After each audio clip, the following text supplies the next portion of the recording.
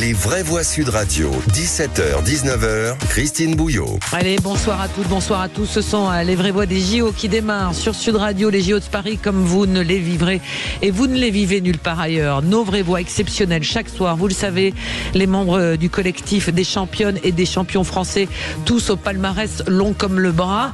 Au programme avec eux ce soir, on va en discuter dans un instant. À tout à l'heure à 17h30, notre premier débat.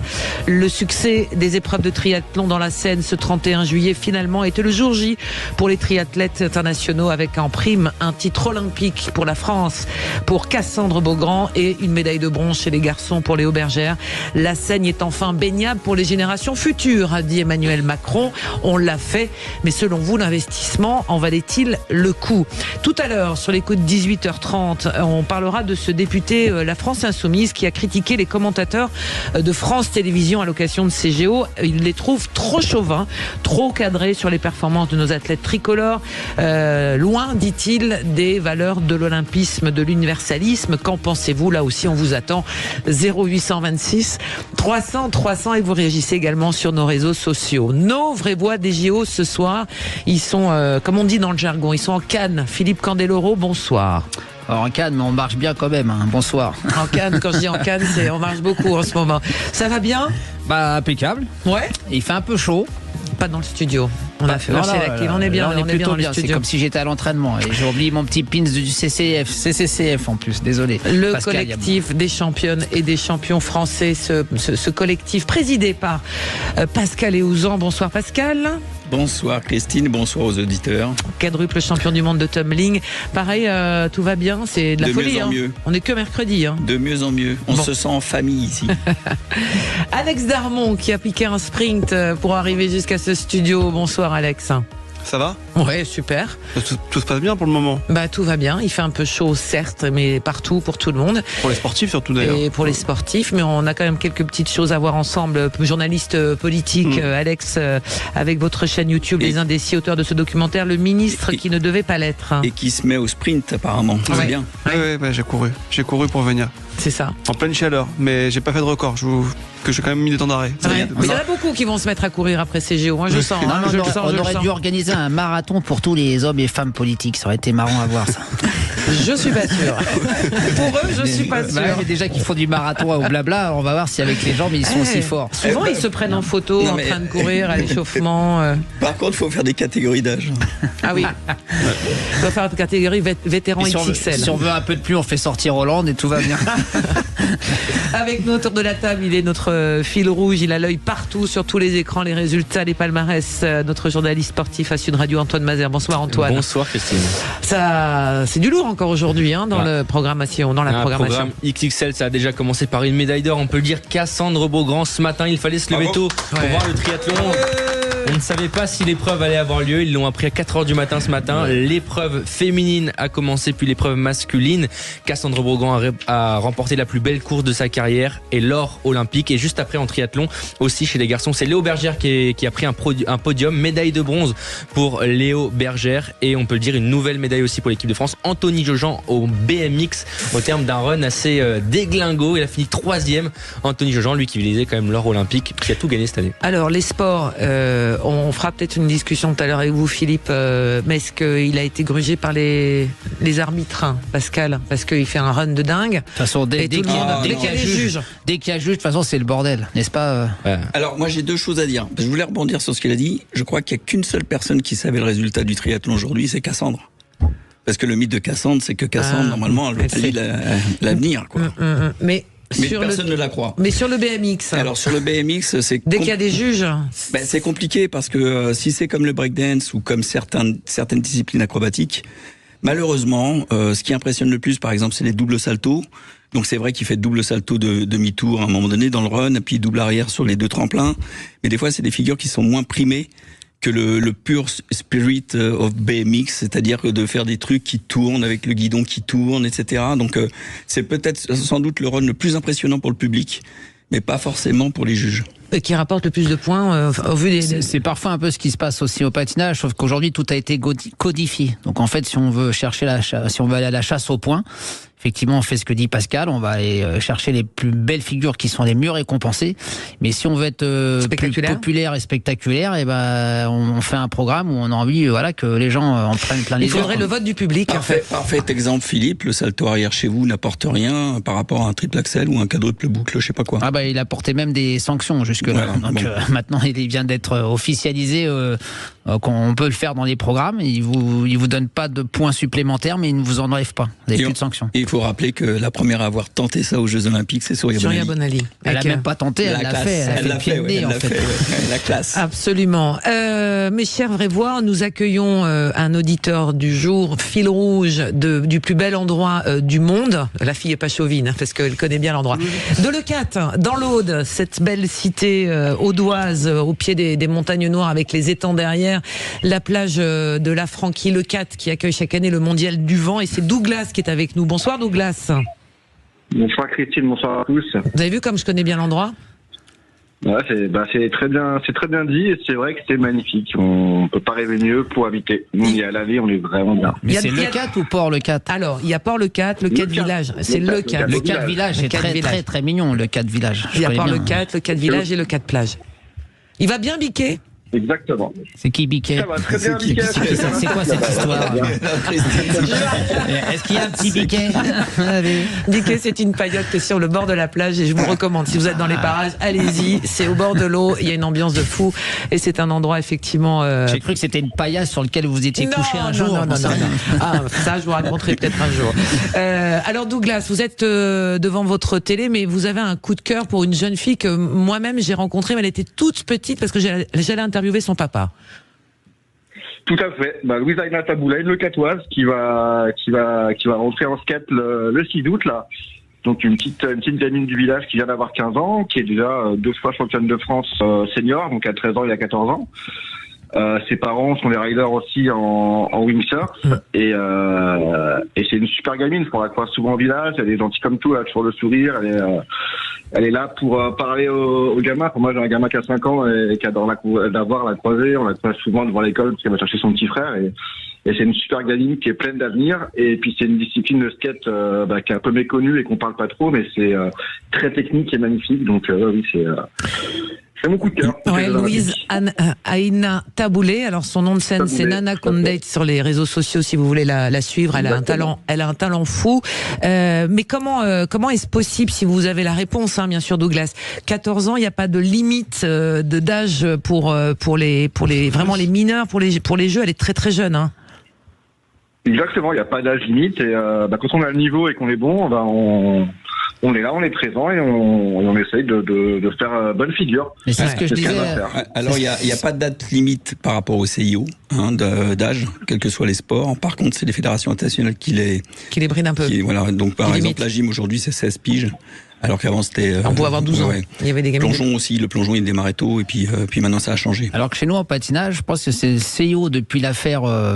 Valieva aux Jeux Olympiques de Pékin qui s'est fait choper soi-disant en étant dopé qui avait que 15 ans, donc en fait ils se sont dit on va devoir remonter l'âge de participation pour qu'elle soit reconnue en termes de que personne majeure, parce qu'en fait quand on est mineur aujourd'hui on peut pas inculper qui que ce soit. Et par contre ça a créé une nouvelle forme de triche parce que nous en gymnastique les Chinois on a eu des fortes présomptions de doute sur les âges parce que des fois on avait des gamins qui étaient plus proches des 12 ans que des 16 ans. En tous les cas Louise Aina Taboulay bientôt elle vient d'avoir 15 ans, elle a fêté ça il y a 2 jours, c'est ça Douglas, je crois C'était le 4 juillet, il me semble. Ouais, c'est ça. Elle est vraiment 15 ans tout pile. Elle rentre en piste quand qu'on la suive, évidemment. Le 6 août à 12h30 pour les qualifs et dans l'après-midi pour la finale, si elle se qualifie, mais j'ai garde de doute là-dessus. Alors, comme vous êtes, je le sens, un fan de tous ces sports de glisse, vous aviez un deuxième coup de cœur et je vous rejoins là aussi, Douglas. Et oui, c'est le surf à Tahiti, c'est juste magnifique. Les images, elles sont superbes. Et pareil, le surf, c'est un sport méconnu, mais qu'est-ce que c'est beau, qu'est-ce que c'est fantastique, qu'est-ce qu'ils sont courageux aussi. Oui, mais est-ce que ça aurait pas mérité qu'il soit à Biarritz? Je dis ça juste pour l'ambiance. À Biarritz ou à La Torche aussi en Bretagne, qui est un très bel endroit pour faire du surf. Mais vraiment, Tahiti, on va dire, c'est loin. Ils vont prendre l'avion, ça fait de l'argent. Mais tous les ans, il y a des coupes du monde partout. Et à Tahiti aussi là-bas. Et c'est un spot que tous les riders aiment et qui est magnifique. Donc, voilà, puis ça met aussi en valeur la France. La France, c'est pas que la métropole, c'est aussi les îles, les dom-toms, c'est tout ça. Donc voilà, on a un spot. Ouais, vous avez raison. C'est un Vous y connaissez en surf? J'ai une question à vous poser si c'est le cas. Parce qu'en fait, moi, j'ai regardé un petit peu la nuit là, et en fait, je n'ai vu que une forme d'épreuve, parce qu'il me semblait que sur les différents championnats du monde, il y a des épreuves de figure où ils font plein de trucs sur la vague. Enfin, voilà, ils ont un run où ils font un peu comme en skate, pas mal de choses. Et là, j'ai vu que des trucs où ils passent dans le tunnel, dans le tube. Et j'arrive pas à comprendre comment on peut départager deux personnes qui prennent. Alors, est-ce que c'est la grosseur de la vague? Surtout dans le tube, on les voit plus, les gars. Alors, on va laisser Douglas répondre, messieurs, si vous le voulez bien. Alors, si je vous dis pas de bêtises, qu'ils fassent des figures ou qu'ils raillent le tube, comme vous dites, c'est la même compétition. C'est-à-dire qu'ils font leur run, ils ont une demi-heure avec à deux pour se départager. Et ils peuvent faire des figures, ils peuvent régler le tube, et après c'est celui qui a le plus de style, celui qui a le plus qui va aussi le plus vite, qui va plus loin dans le tube, qui arrive à se freiner ou à accélérer suivant comment la vague elle est, et c'est hyper technique. Donc c'est pareil, hein, c'est un sport où c'est qu'il y a des livres, donc c'est au bon vouloir de ce que je pense. Voilà. Bon, à suivre parce qu'il y a des Français. Il y a des petites vagues comme entre guillemets, des petites vagues comme ça, et aussi des compétitions de big wave où les vagues elles peuvent atteindre des fois 20 mètres. Donc ça c'est pareil, ça va à voir. Et c'est pas non plus les mêmes compétiteurs, pas les mêmes planches, ça fait partie du. Pour rebondir, est-ce qu'on aurait eu les mêmes vagues à Biarritz ou à la Torche? On fera un débat, mon cher Philippe. On appellera les spécialistes de surf, et sans doute Douglas reviendra nous voir, parce qu'effectivement vous avez l'air de vous y connaître. De temps en temps, j'en vois qui surfent des vagues sur la Méditerranée. Non, c'est pas un fake. Ça arrive aussi, n'est-ce pas, Douglas? Exactement. Suivant le vent, ça arrive. Et ça arrive qu'ils sortent leur planche. Attendez, on va tout de suite aller retrouver notre reporter qui est sur place et qui a passé l'après-midi à suivre les frères Lebrun en tennis de table. C'est Clément Harion. Bonsoir Clément. Bonsoir Christine. Alors vous avez suivi le passage des deux frères Lebrun et ça passe pour les deux, et tout ça sous l'œil d'un un seul. Ah non, ça ne passe pas. On a perdu un Lebrun. Alors qui c'est qui est pas passé? Le grand. C'est le grand? C'est le grand ou le brun? On a perdu un Lebrun, et effectivement on a perdu Alexis, le grand frère. Mince. Il affrontait le Brésilien Hugo Calderano, tête de série numéro 3. Il n'a pas fait le poids, clairement, et il s'incline en 4-7. Il a fini en pleurs, Alexis, sous les acclamations des supporters français et sous les applaudissements aussi de son frère qui regardait son match depuis les tribunes. Lui, c'est Félix, et il a gagné. Il s'est fait peur quand même. Il menait 3-7-0. Son adversaire allemand est revenu à 3 partout, et puis derrière, dans le set décisif, Félix a été porté par les 6000 supporters de la Paris Sud Arena. Voilà, ça passe pour Félix, donc qualifié pour les quarts de finale de ce tournoi simple homme. Tout ça dans une ambiance de feu. Exactement 17 ans, Félix Lebrun. On espère qu'il va aller au bout, on espère. Oui, avec sous les yeux de Zizou, c'est la classe à Dallas, quand même. Sa femme, c'est les deux, Zizou et sa femme. Zizou et sa femme. C'est les stars. Ils se baladent partout dans tous les sites olympiques. Et les grands sportifs se baladent. Et ils ont de la chance au moins. Ils ont une accrède, ou alors ils ont du pognon pour se payer les billets depuis des mois. Parce qu'en fait, ce qui est rageant, c'est que on essaye d'appeler en ce moment les copains s'ils ont une place qu'ils peuvent décoter. Un strapontin, comme dans le train, un bout de planche. Je m'en fous de voyager assis par terre, mais ce qui compte, c'est d'aller au bout. Mais en fait, ils disent non, on a été complètement dévalisé. Et puis en fait, tu regardes la télé, t'as plein de sièges qui sont vides. Ça fout les boules, parce que souvent, ça c'est l'Olympic Family, les sponsors, les gens qui ont des accrèdes et qui viennent pas voir la compétition. Comme à Roland-Garros.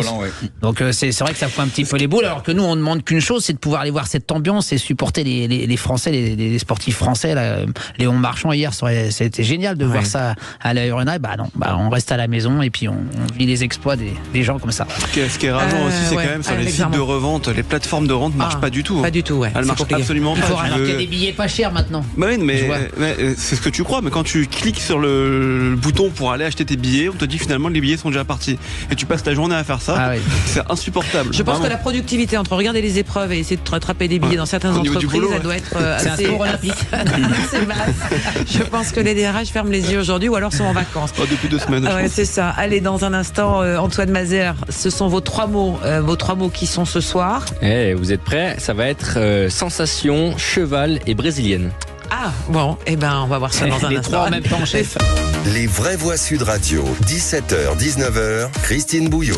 Et on est avec nos vraies voix des JO, vous le savez, jusqu'à 19h, membre du collectif des championnes et des champions français. Ce soir, Philippe Candeloro, vice-champion du monde de patinage, médaillé olympique, Pascal Eouzan, quadruple champion du monde de tumbling. C'est le président de ce collectif, mesdames, messieurs. Alex Darmon, journaliste politique, grand fan de sport. Alors, vous avez vu quoi, Alex, depuis qu'on s'est vu la dernière fois? Vous vous baladez partout. J'ai vu du foot, j'ai vu du foot hier à Nantes, j'ai vu du rugby, j'ai vu la finale de rugby. Ah ouais. Samedi. Ah ouais. C'était franchement exceptionnel. C'est dingue. C'est l'ambiance la plus folle de toute ma vie que j'ai vue dans un stade, et j'ai fait des stades dans ma vie, hein, pour vous dire, vraiment incroyable. Et j'ai vu aussi du ping-pong au tout début. Tennis de table. Tennis de table, pardon, excusez-moi. Ça dépend, Attention. sauf pour Christine. Sauf pour Christine, parce que quand elle rencontre des Chinois ou des Japonais, non, c'est ping-pong. C'est des ping-pong. Tennis de table. Et demain, je le mets C'est vrai. Voilà. Elle a rencontré Monsieur Ping-Pong ensemble.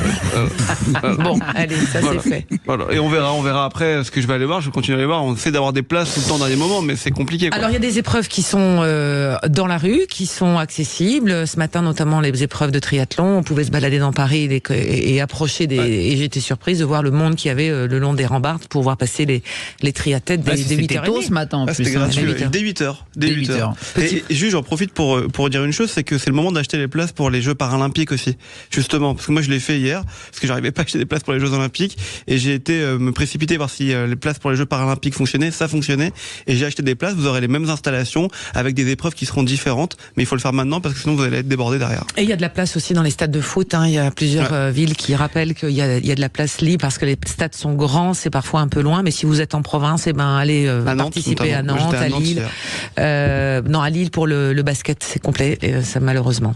Le triathlon, c'est la seule épreuve olympique où tu sais jamais quand est-ce que tu vas matcher. On t'appelle à 4 heures, on te dit maintenant tu cours. On va y revenir avec le patron de la DTN du triathlon français qui va être avec nous dans un instant pour revenir sur cette journée historique pour le triathlon français, mais le triathlon tout court à l'occasion de cette épreuve. Mais vous le savez, vous êtes donc bien échauffé. On a les 3 mots d'Antoine Mazer avec son premier mot, mon cher Antoine, qui est donc sensation. On en parlait tout à l'heure un petit peu, ça s'est passé au tennis de table. Alors c'est pas avec les frères Lebrun, c'est l'ovni chinois Wang Chuqin. C'est le numéro 1 mondial, le grandissime favori avant le début de la compétition qui a été éliminé ce matin des 16e de finale par, non pas un asiatique, par un suédois, Truls Morgar, 26e joueur mondial. Le chinois n'avait plus connu la défaite qu'à 3 reprises cette année en 2024 sur 35 victoires.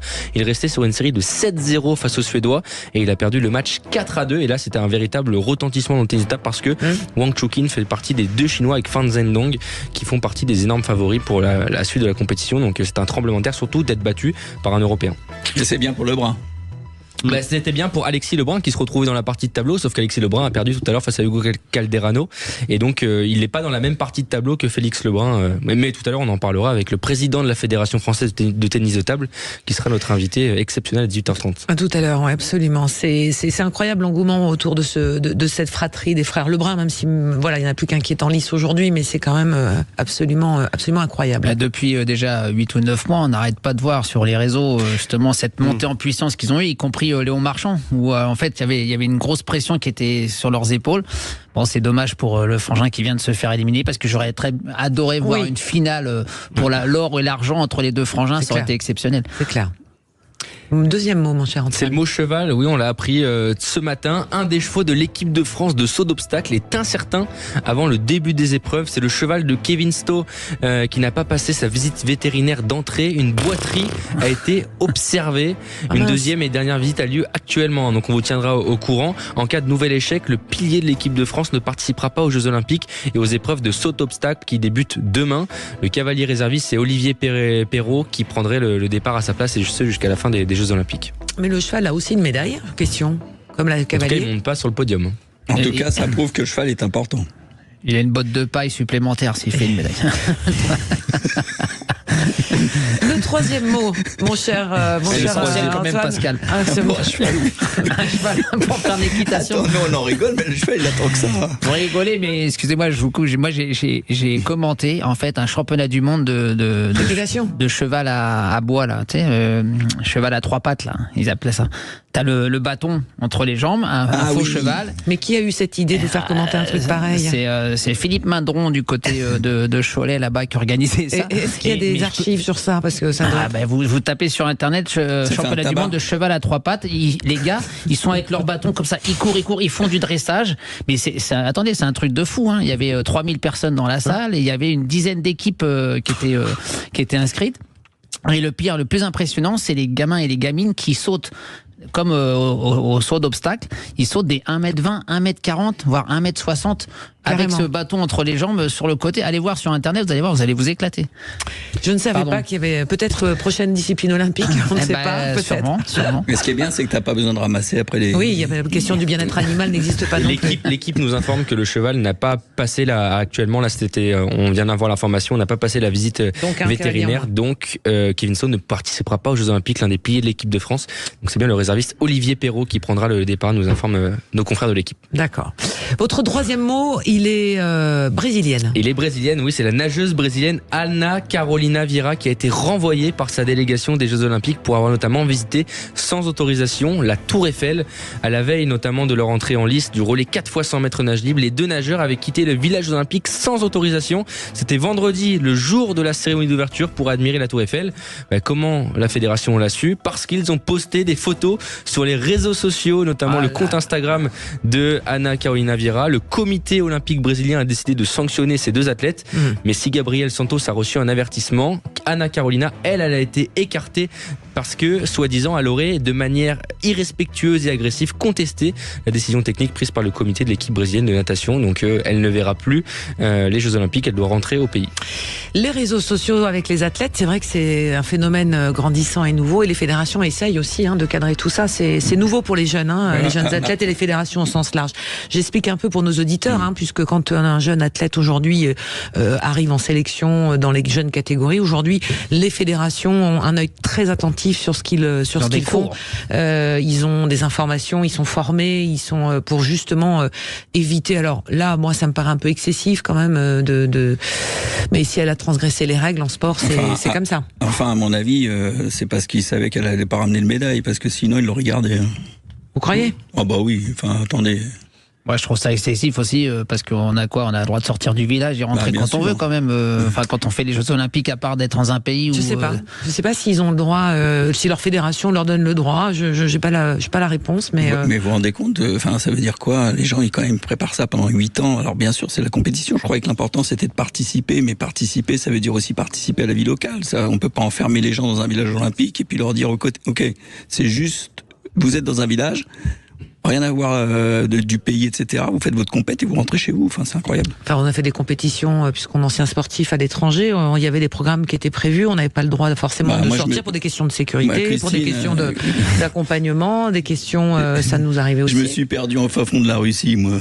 Combien de fois je me suis perdu? Peut-être, mais moi je peux vous dire qu'il y a des fédérations qui font un planning et qui disent on sort pas de l'hôtel tant que vous n'êtes pas accompagné. Je dirais ça dépend dans quel pays. Là, on est en France, on risque pas grand-chose d'aller visiter la Tour Eiffel. Alors peut-être que parce que comme c'était juste avant la cérémonie d'ouverture, peut-être qu'ils les ont cherchés pendant 2 heures dans le village parce qu'il fallait prendre le bus avec toute la délégation et là peut-être ça a foutu le bordel et c'est comme ça qu'ils voulaient mettre une sanction. Plus elle s'est fait rappeler à l'ordre. Un avertissement d'abord et puis après elle a pris le carton rouge parce qu'elle a refusé. J'ai vu ça sur internet effectivement, une nageuse, c'est ça C'est ça, nageuse remis à sa place parce qu'elle a contesté. Bon bref, et sur les réseaux, vous avez raison en fait. Aujourd'hui, ce qui est très, moi je me rappelle à Nagano quand j'ai atterri. Tant que vous signez pas le papier qui vous libérez vos droits pour la chaîne diffuseur, on vous donne pas votre accréditation en fait. C'est-à-dire que le diffuseur a tous les droits sur vous, l'organisateur, le CEO a tous les droits sur vous, mais vous n'avez aucun droit en principe de pouvoir poster telle et telle image avec les anneaux olympiques, avec le nom de Paris 2024. Aujourd'hui encore? Aujourd'hui, c'est un peu plus toléré, mais par contre, on leur dit bien, vous n'avez pas le droit de montrer des trucs avec des sponsors ou des choses comme ça. Donc en fait, tous les athlètes sont un peu limités aujourd'hui. Ah ouais, c'est incroyable. C'est-à-dire que même un sponsor qui sponsorise une athlète peut même pas utiliser championne olympique avec les de anneaux, Paris 2024 avec les des anneaux, anneaux le logo, tout ça. présentés by Leclerc ou Carrefour, qui est alors Leclerc, Carrefour est un premium, donc il a peut-être le droit d'utiliser justement ces mots-là. Il y a des subterfuges. Alors regardez, aujourd'hui, on dit même pas l'Adidas Arena, on dit c'est vrai. Porte de la Villette Arena. Arena du Sud, ouais. L'Arena du Sud, c'est quoi? Je sais pas où c'est. C'est quoi Parc l'Arena des expositions de Versailles. Ah d'accord, Sud. voilà. C'est dans le 15e. Mais c'est vrai que sur la Chapelle, on dit la Chapelle Arena alors que c'est l'Adidas Arena. C'est ça. Ouais, c'est vrai. L'Arena Champ de Mars aussi. Et la Défense, pareil. La U Arena. ouais. Ça, ah oui, Ah non, j'ai pas eu Non, Arena. ça existe plus, Ah ouais c'est Paris La Défense Arena maintenant.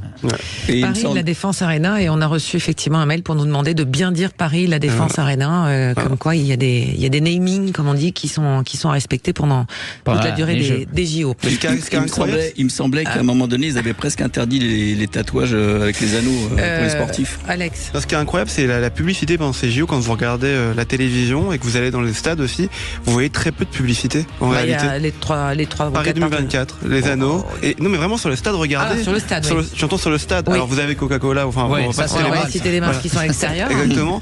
Mais vous avez à l'intérieur des stades, vous avez jamais de banderole ou quoi que ce soit par rapport à quand vous allez voir un match de foot ou d'autres compétitions sportives. Et dans les enceintes, il y a des boissons, on peut se restaurer, mais il n'y a pas d'alcool. Ouais. Il y a de la Aucun bière alcool. sans alcool et zéro. Enfin non, je le dis comme ça parce que c'est vrai que ça Très surprend beaucoup les supporters français qui s'imaginent se retrouver comme à l'extérieur d'un stade. c'est plus les anglo-saxons qui sont un peu dégoûtés s'il n'y a pas de bière. Hein. J'ai pas discuté avec eux. J'ai vu que comme j'étais au set, comme Alex et Antoine, on a vu effectivement que c'était une autre ambiance à l'extérieur du stade compte tenu de ça. Allez, on est à la bourre. On fait une pause et on se retrouve avec notre invité dans un instant. Ce succès des épreuves de triathlon. On va avoir le DTN français dans un instant. À tout de suite. Les vraies voix Sud Radio, 17h, 19h, Christine Bouillot. Et on est avec nos vraies voix des JO ce soir, membre du collectif des championnes et des champions français, ce 31 juillet, historique pour le triathlon et le triathlon français en particulier parce que nous comptons une nouvelle championne olympique. Alors nous, ça nous réjouit, peut-être pas vous, mais la scène était baignable ce matin. On va y revenir dans un instant. Alléluia. On va y revenir dans un instant avec ces épreuves de triathlon, nos vraies voix du soir. Aujourd'hui, Philippe Candeloro, Pascal Eouzan, Alex Darmon, Antoine Mazer. Ces épreuves de triathlon, c'est vrai que beaucoup se demandent après cet investissement. Hier, l'eau était pas propre à la baignade. Elle a été dans la soirée. Finalement, feu vert des autorités. Et le chef de l'État, par exemple, qui a fait un petit message en disant on l'a fait, on a réussi. Et c'était un investissement de tout le monde, de l'État, de la région, du département. Et c'est un investissement pour l'avenir, pour la baignabilité de la Seine, les générations futures et les écosystèmes. Est-ce que l'enjeu, est-ce que ça en valait le coup, cet investissement finalement pour en arriver là et peut-être pour rendre la Seine baignable durablement? Vous nous dites ce que vous en pensez au 826 300 300. Les vraies voix Sud Radio, le grand débat du jour. Alors, qui a suivi de A à Z les épreuves de triathlon ce matin, messieurs? Alors, pas de A à Z, mais de A à B. De A à B. C'est déjà pas mal. Moi, de A à T. Ouais, j'étais surpris déjà que le départ soit donné. C'est vrai qu'on s'est réveillé, on a entendu, elles sont parties. Bah oui, parce qu'en fait, le problème, c'est que la Seine n'était pas potable, entre guillemets, enfin potable. Elle n'était pas nageable ou baignade. Hier soir, on s'est dit, il va pleuvoir cette nuit, puisqu'il y avait des orages annoncés. On s'est dit, ça va être pire finalement. On parlait même que ça allait devenir un duathlon. Et du coup, par chance, tout le monde est parti et a fait les 3 épreuves. Alors, je voudrais qu'on mette une jolie musique parce qu'il y a quelqu'un qui doit être aux anges et sur un nuage. C'est le patron du du triathlon français qui est avec nous, Benjamin Maz. Bonsoir, Benjamin. Bonsoir à vous. Oui. Comment ça va? Félicitations. Comment ça va? Bravo pour vos athlètes. Ça va très très bien parce que voilà, on sort d'une journée pleine d'émotions, vraiment très forte parce que on a enfin décroché ces médailles individuelles et puis quelle médaille avec l'or olympique de Cassandre-Beaugrand et puis le bronze pour Léo Bergère avec des courses sur lesquelles les Français ont vraiment pesé du début à la fin avec en plus les superbes performances de Pierre Lecor et d'Emma Lombardi qui termine 4e de ces Jeux Olympiques. Alors racontez-nous cette folle journée, Benjamin. C'est quoi, un coup de fil? Parce qu'on le disait avec Philippe Candeloro à l'instant, Pascal Eouzan, les vraies voix des JO, Alex Darmon dans cette émission, c'est que vous l'avez su au milieu de la nuit que la compétition allait avoir lieu. Est-ce que c'est comme ça que ça s'est passé? Exactement, un peu tôt le matin, tous ces derniers jours, s'est réveillé vers 3h30 pour pouvoir recevoir le courriel officiel qui annonce ou pas le maintien soit des entraînements, soit des compétitions. Donc, que ce soit lundi, mardi, c'était plutôt de mauvaises nouvelles avec le report du coup des salarialisations en natation ou alors de l'épreuve du coup masculine. Et ce matin, c'était enfin la libération, la joie de pouvoir enfin avoir un triathlon. Et puis mieux que ça, on a eu le droit à 2 triathlons olympiques avec les épreuves femmes puis les épreuves hommes. Donc il a vite fallu se remobiliser après le titre olympique de Cassandre, puisqu'il y avait les garçons à accompagner et on a eu une course folle. Vous n'avez pas pu faire la teuf complètement après le titre de Cassandre, du coup vous avez dû attendre les garçons. Exactement, et puis même ce soir, c'est un petit peu frustrant. Là, on est au Club France actuellement avec les sportifs et on va vite rentrer pour pouvoir finir la récupération parce que dans quelques jours, lundi, on a tout simplement un nouveau titre à aller chercher avec l'épreuve par équipe, donc il faut soigner la récupération. Alors moi, j'ai une question à vous poser. Comment vous avez géré cette situation un peu de crise? Parce que les sportifs, on est un peu compliqué avant les compètes, hein. On est pris par le stress, etc. Donc déjà de prévoir un départ longtemps à l'avance, c'est quelque chose qu'on se fixe. Et quand on se lève à 5h30 pour être prêt à 7h, c'est pas tous les jours à 3h30 pour savoir si on va matcher ou pas. Donc vous avez fait quoi? Comment vous avez préparé ça psychologiquement avec les athlètes? On n'a pas préparé ça directement en fait, mais d'une manière générale, on prépare la capacité du coup à pouvoir être agile, d'être flexible en matière d'attention et surtout se focaliser sur ce que l'on peut maîtriser. La météo, une organisation, les blessures, et c'est tout un tas de choses qu'on ne peut pas gérer quand on est sportif. Ça nous arrive dans la carrière et soit on s'apitoie sur son sort et puis on broie du noir pendant des heures, des jours ou des semaines, soit on est résilient et puis on rebondit et puis on se reprojette sur ce qu'on peut maîtriser. Voilà, quand Dorian Coninck il a une fracture du scaphoïde sur l'épreuve de Yokohama, de suite il se projette vers les Jeux Olympiques et comment est-ce que je peux optimiser ma récupération, comment est-ce que je peux faire éventuellement de la préparation, de la visualisation mentale pour pouvoir faciliter ma reprise. Donc là les garçons, quand ils apprennent hier que leur épreuve elle est reportée au lendemain, pendant 8-9 minutes ça râle un petit peu, ils sont un peu frustrés, puis de suite ils comprennent que l'enjeu il est surtout de préparer la compétition du lendemain. Et que ça peut donner un avantage stratégique sur les concurrents étrangers. Benjamin Maz, il y a une question de Philippe Candeloro. Oui, j'ai une question, parce que est-ce que vous pensez que les résultats du test de la scène de ce matin étaient, on va dire, diminués pour que la course puisse se passer? Et au bout de combien de temps, combien d'heures ou combien de jours, on pourrait savoir si les athlètes vont souffrir d'une quelconque maladie ou d'un problème?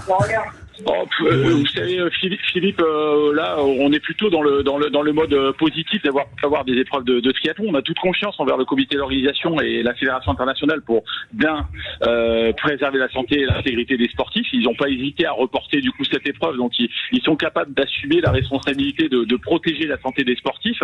Ensuite, nous on prend aussi éventuellement des mesures un petit peu de protection de nos sportifs avec du coup des probiotiques, avec éventuellement l'utilisation d'eau chlorée a posteriori de la course pour pouvoir s'assurer qu'ils récupèrent bien et qu'éventuellement ils n'aient pas chopé un petit virus ou autre. En tout cas là je suis juste à côté de Léo Bergère et je peux vous dire que il va bien.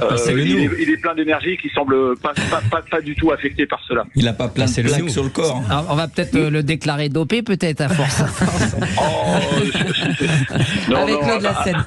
Elle est comment l'eau de la Seine? Ils vous ont dit quoi? Elle est bonne, elle est fraîche, les courants sont surpris ou pas?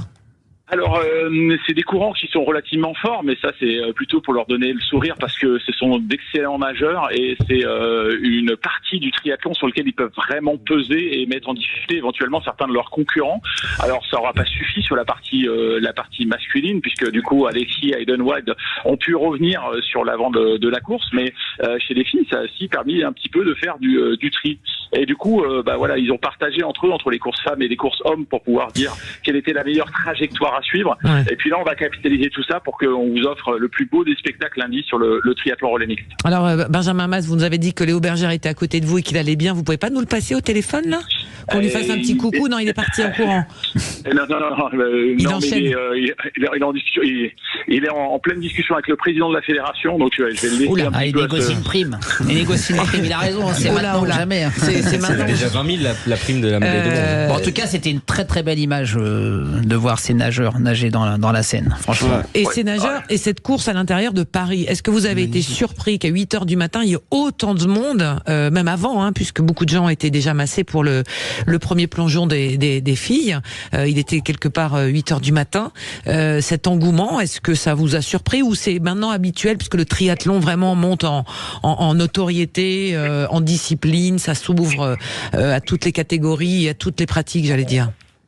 Alors, on n'est pas vraiment étonné. Pourquoi ? Pour plusieurs raisons. Un, l'année dernière, sur le test event, il y avait déjà énormément de public. Deux, le site, il est sublime, il est incroyable. Trois, c'est un des rares sports qui est gratuit sur les Jeux Olympiques. Et puis 4, vous avez, parmi les 6 sélectionnés, le champion du monde 2023 Dorian Coninx, le champion du monde 2022 Léo Bergère, le 5e des championnats du monde 2023 Pierre Lecor, la 5e des Jeux Olympiques, la vice-championne du monde, la médaille de bronze des championnats du monde. Vous avez que des favoris sur ces Jeux Olympiques. Je crois que les Français, il leur faut pas beaucoup plus pour pouvoir se dire, là, il peut se passer quelque chose de fort. Et je pense que le teasing qu'on a fait depuis un peu plus d'un an, et puis même ces derniers jours avec cette annulation de la scène et puis les différentes interviews qu'on a pu faire, voilà, ce suspense. Je crois que il y a une vraie ferveur populaire quand vous voyez le monde qu'il y a pour soutenir Victor Koretsky ou Pauline Ferrand-Prévôt, qu'on a au niveau de la piscine avec Léon Marchand. Voilà, quand on sait qu'il y a la possibilité d'aller supporter des triathlètes et que c'est gratuit. Je crois qu'il n'y a pas de raison de s'en priver. Et donc, moi, j'ai surtout envie de donner rendez-vous à tous vos auditeurs le 5 août, mais aussi le 1er et le 2 septembre sur les Jeux paralympiques, parce que là, on a aussi d'autres très grandes chances de médailles. Et le porte-drapeau Alexis en Quinquan. Absolument. Et en tout cas, c'est vraiment un très très beau sport. Je veux dire, c'est un sport de ouf. Oui, justement, c'est ma question elle porte là-dessus. Je voudrais savoir, moi, jusqu'à quel âge on peut faire du triathlon et quelles sont les personnes les plus âgées qui font la compétition, hommes et femmes aujourd'hui ? On peut commencer le triathlon à partir de 6 ans et même 4 ans dans certains clubs. Et puis après, il y a pas de limite, Philippe. Ça peut aller. On a des triathlètes de 80 ans qui vont boucler des triathlons, que ce soit distance sprint, 750 mètres de natation, 20 km à vélo, 5 km course à pied, ou des distances un petit peu plus longues. Et voilà, c'est vraiment la joie de réaliser cet sport un petit peu particulier. Sur les Jeux, là, la doyenne et le doyen, c'est quoi ? Sur les Jeux, on est plutôt autour de 35 ans et l'âge moyen est en train de se rajeunir de plus en plus, mais on est entre 26 et 28 ans pour faire partie des meilleurs mondiaux.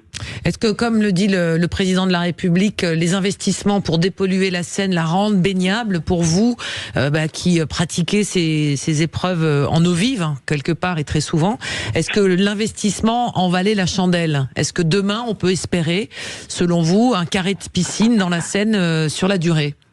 Mais bien sûr, c'est un formidable en fait alibi et c'est une grande fierté pour les triathlètes que les Jeux Olympiques soient aussi le support de ces investissements colossaux, 1,4 milliard d'euros pour pouvoir améliorer structurellement la qualité de l'eau et surtout avoir un plan baignade derrière pour pouvoir rendre la Seine aux Parisiennes et Parisiens et un petit peu plus largement d'ailleurs parce qu'avec les affluents qui sont la Marne, l'Oise, Lyon, on va pouvoir profiter d'une eau d'une meilleure qualité et voilà, ça c'est vraiment fantastique. Par le passé, moi je sais que j'ai mon grand-père qui a appris à nager dans la Marne. Je suis très heureux de me dire que dans quelques années, certains auront appris dans des lignes d'eau tirées sur la Seine ou sur la Marne. Alors, on a toujours un rapport un peu particulier avec la Seine. À la fois on l'admire, on la trouve géniale, belle, mais d'un autre côté elle inspire un petit peu la peur et la crainte parce que je crois surtout on n'appréhende pas un petit peu ces éléments un petit peu de qualité de l'eau et je crois qu'il va falloir un petit peu de temps aussi pour changer cette culture.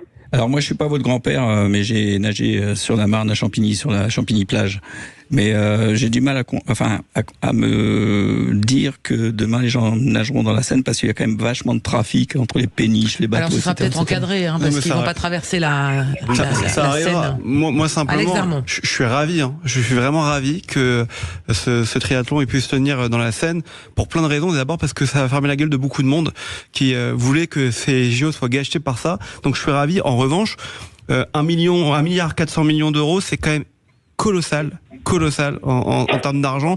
Beaucoup de monde vous dit que ça aurait pu, on parle de politique 2 secondes, que c'était le budget qu'il fallait pour régler le mal logement en France par exemple, et qu'on l'a mis que pour les JO. Donc heureusement que ça a fonctionné pour les JO, mais ce qu'il faut dire c'est que le plan il est très clair, c'est 2025 la Seine baignable pour le grand public, 2024 c'était une petite parcelle pour les Jeux Olympiques. Donc on n'est pas encore au bout du projet. C'est pas en 3 ans qu'on a mis 1,4 milliard d'euros, c'est sur 10 ans que ça a été mis pour arriver à faire en sorte qu'en 2025, la Seine soit complètement baignable. Et ça veut dire aussi que si la Seine est baignable, l'écosystème va mieux. Donc c'est plutôt une bonne nouvelle quelque part. Quand on regarde tous les bras de Seine de la Seine, il y a des endroits qui sont déjà... moi je vois des gens, ils font du ski nautique pas loin de chez moi, à côté de Carrières-sur-Seine, et ils n'ont pas de problème. Mais on peut comprendre que pour le grand public, quand on annonce ces sommes-là, de dire 1,4 milliard d'euros pour faire et rendre la Seine baignable, que ça puisse tendre certaines personnes. Mais il faut bien se rendre compte de ce qu'on gagne avec cela aussi. C'est quand même exceptionnel d'avoir pu voir cette épreuve ce matin. Pascal. Alors, une dernière chose, Pascal. 1,4 milliard, c'est aussi une partie de l'enveloppe qui permettrait de payer les retraites des anciens sportifs. C'est la moitié, c'est ça. C'est la moitié. C'est la moitié. Benjamin Maz, avant de vous libérer, j'imagine que la soirée s'annonce longue pour les triathlètes français, toute l'équipe de France et vos médaillés. Oui et non, parce qu'il va vite falloir récupérer. Encore une fois, voilà, on a une autre compétition lundi et puis ils sont extrêmement concernés par ça. Ouais. On a été médaillés de bronze pour les premiers Jeux Olympiques sur lesquels il y avait le triathlon relais mix. Là, je ne vous cache pas quelles sont leurs ambitions. Ah bah oui. Alors on est focalisé sur autre chose que sur le résultat. On est vraiment focalisé sur le process. Qu'est-ce qu'on va mettre en place pour pouvoir éliminer les autres équipes et surtout, pouvoir monter sur les toits de l'Olympe et je vous invite à venir si vous avez la possibilité. Pascal, Philippe, je vous accueille avec grand plaisir sur le site olympique pour Alexandre III et on c'est gratuit. Des centaines de milliers de téléspectateurs. À quelle heure il faut se poster 8 heures du matin. Le départ de l'épreuve, donc il faut venir un petit peu plus tôt, 6 heures. On viendra en footing avec le collectif. Avec des croissants. On viendra avec des croissants. Moi, si vous voulez, si jamais il y a un problème avec le vélo, je veux bien changer la roue, il n'y a pas de problème. Je vous aide. En tout cas, bravo et félicitations à cette équipe. Bravo, Benjamin Maz et l'équipe de France de triathlon qui ramène donc 2 médailles, dont un titre olympique, un titre pour les femmes. Douglas, vous êtes toujours avec nous depuis le 4. Tout à fait. Voilà. Alors attention, c'est l'heure du quiz. Est-ce que vous allez devoir choisir avec qui vous allez jouer? Alex Darmon, Philippe Candeloro, Pascal Héouzan pour ce quiz sur les JO. Vous êtes prêts? On se retrouve juste après la pause. À tout de suite. Sud Radio. Sud Radio. Parlons vrai. Parlons vrai. Sud Radio. Parlons. Les vraies voix Sud Radio. 17h, 19h. Christine Bouillot. Avec nos vraies voix des JO ce soir, les membres du collectif des championnes et des champions français. Philippe Candeloro à ma droite, Pascal Héouzan à ma gauche, Alex Darmon à ma gauche est-ouest, Antoine Mazer pour les questions et Douglas qui est avec nous depuis le 4, notre auditeur qu'on est ravis d'avoir avec nous. Bon, Douglas, avec qui voulez-vous jouer? Je vais me prendre pour Nelson Montfort, je vais jouer avec Fifi. Avec Fifi. Voilà. Grosse erreur. Grosse erreur. Mauvais choix stratégique. L'essentiel, c'est de participer. L'essentiel, c'est de participer. Non, il y avait un cas qui m'a sorti quand on a fait l'inauguration de Pierre de Coubertin au musée Grévin. Oui. Et un soir, il m'a dit il y a une autre formule pour l'important, c'est de participer. Il m'a dit l'important, c'est d'aller pisser. Ou alors l'important, c'est de ne pas se faire piquer. Dans les deux sens du terme. Allez, c'est l'heure du quiz. Le quiz des Jeux Olympiques. Alors, on rappelle les règles, mon cher Antoine. Bien sûr, les règles qui sont validées par le CIO, on le rappelle, qui ont tout mis en place pour que le monde entier nous envie ce quiz. Bien sûr, et on est repris d'ailleurs aux États-Unis, mais ça, on déposera le brevet plus tard. On rappelle les règles, il faut absolument donner son prénom lorsqu'on a la réponse, mais il ne faut pas donner la réponse, on vous donnera la parole. Une fois que vous avez répondu, si la réponse est bonne, c'est un point. Si la réponse est fausse, c'est à l'autre équipe. Donc là, on a choisi les équipes, c'est Philippe et Douglas face à Pascal et Monsieur Darmon qui est là présent, qui est chaud. J'ai l'impression qu'il a révisé toute l'après-midi ce quiz JO. Alex Darmon, bien sûr. Et il a des anti-sèches. Oui. Vous rangez les téléphones. Et Philippe, c'est ton prénom, c'est pas celui des autres. Il y a 2 jours, effectivement. Il faut 3 points pour remporter ce quiz. C'est parti. Dans quelle discipline la Française Cassandre Beaugrand a décroché la médaille d'or? Alex a dit en premier. Alex. Triathlon, c'est bien. Ah oui, on commence facile pour ceux qui ont rapides, suivi. les gars. Et en fait, vous répondez, vous dites votre nom avant la fin de la question. Vous. Cassandre Beaugrand. Oui. Moi, ça, j'anticipe, tu vois. Cassandre. Je vais très vite, Philippe. Mais bon. Allez, on se ressaisit. C'est moins facile parce qu'il est au bout du Allez, c'est pour pas la fini, paire, c'est pas Alex, fini. On se Pascal. reconcentre. Combien faut-il de touches pour remporter une partie d'escrime, mais en équipe? Pascal. Douglas.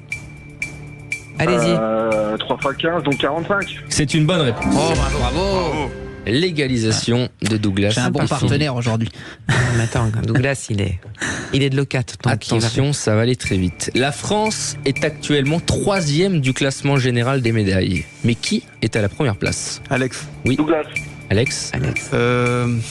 Il faut répondre. 3. Japon.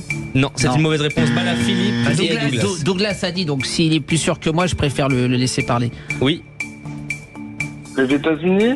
Non, c'est une mauvaise réponse. Moi, je dirais la Chine. Pascal, il faut pas répondre. Pascal. Oui. Corée. Non, c'est une mauvaise réponse. Philippe.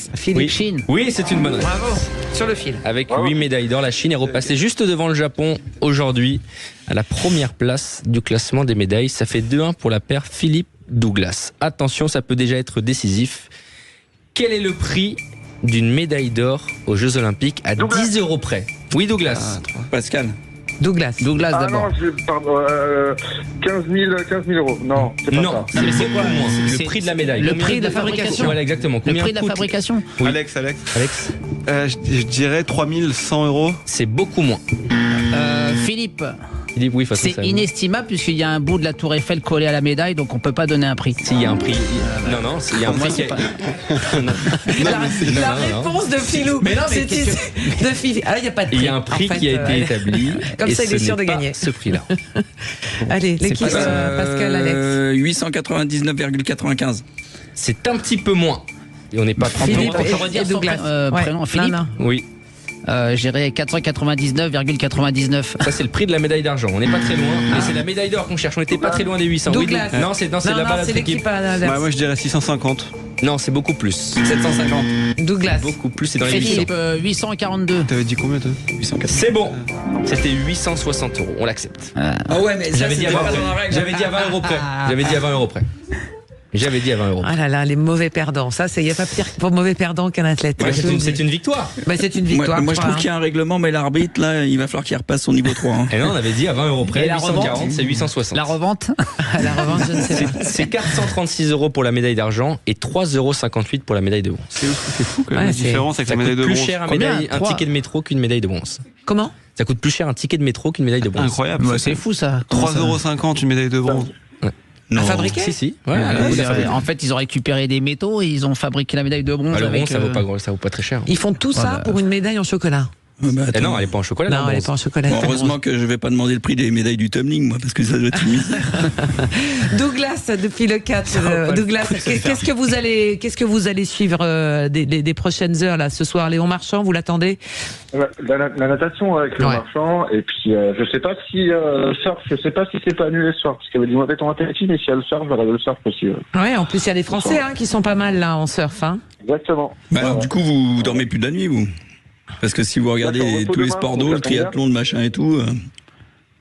Qu'est-ce Non, que... parce que demain je suis en repos, donc Ah, c'est bien calculé. j'ai toute la nuit devant moi. C'est bien calculé. Douglas, nous on prend rendez-vous pour une petite sortie en kitesurf parce que la dernière fois j'ai fait du kite, c'était pas loin de l'E4 justement, et ça soufflait trop fort pour moi. Comme je suis un débutant, il faut que j'arrive à m'éclater avec ce sport parce que je veux le faire avec les patins aux pieds sur des lacs gelés.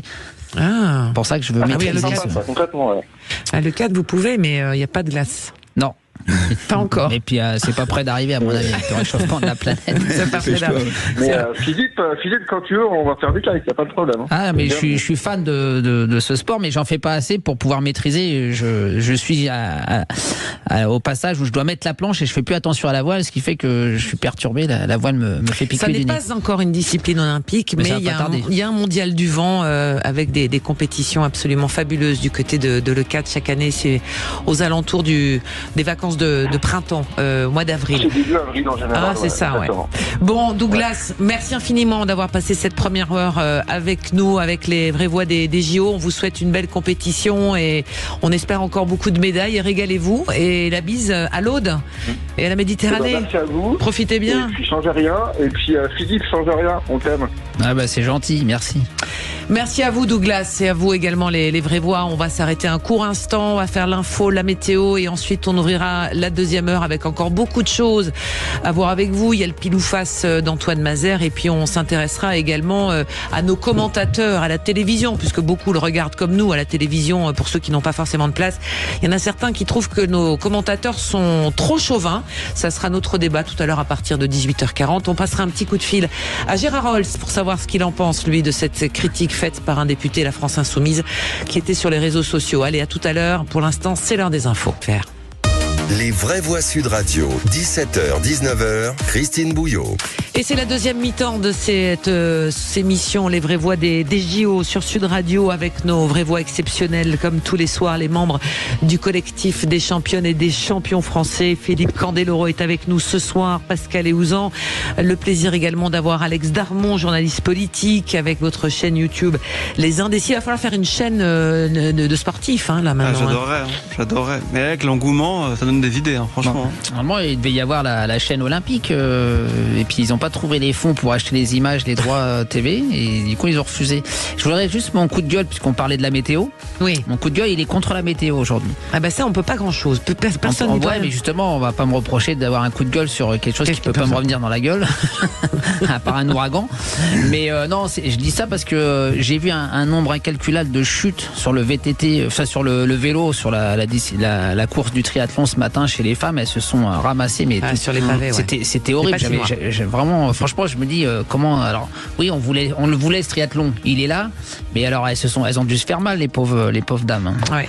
Voilà, c'était mon coup de gueule de la journée. C'est contre la météo. Voilà. Allez, si le temps peut effectivement se calmer un tout petit peu, je crois que les orages, l'a dit Rémi, sur la région Île-de-France vont continuer encore quelques jours ce soir, un peu demain, et ça devrait donc aller mieux pour le week-end prochain. Antoine Mazère, qui est avec nous, journaliste sportif à Sud Radio, qui a le nez collé au résultat des médailles, et nous avons une nouvelle médaille. Oui.